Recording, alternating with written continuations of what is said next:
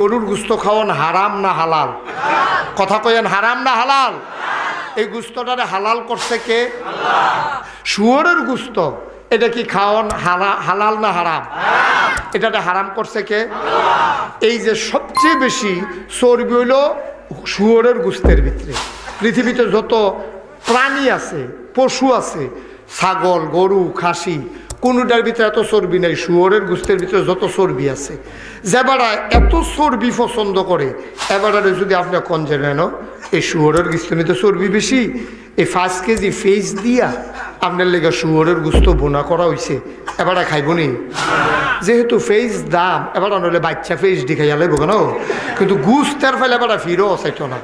কোনো কারণে ভুলে এবারে যদি শুয়োরের গোস্ত খায়ও, পরে যদি কেউ একটু হনতে পারে শুয়োরের গোস্ত খাইছে, এবারে আঙ্গুল দিয়ে হইলেও বমি করতে চাইব। ঠিক কিনা কন?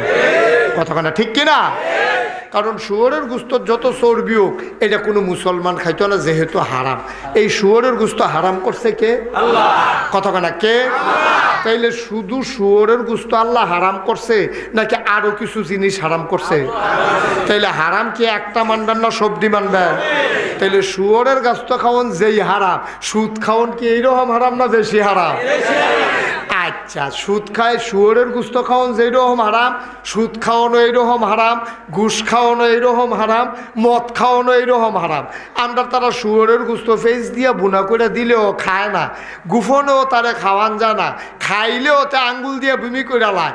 আর আমরা তারা যেই আল্লাহ সুদরে এই শুয়োরের গোস্তরে হারাম করলো, হে আল্লাহ সুদ ঘুষ মদ এইটিও হারাম করলো, শুয়োরের গোস্ত খায় না, সুদ ঘুষ মদ আমরা তারা আঞ্জা দিয়া খায়। ঠিক কিনা খায়?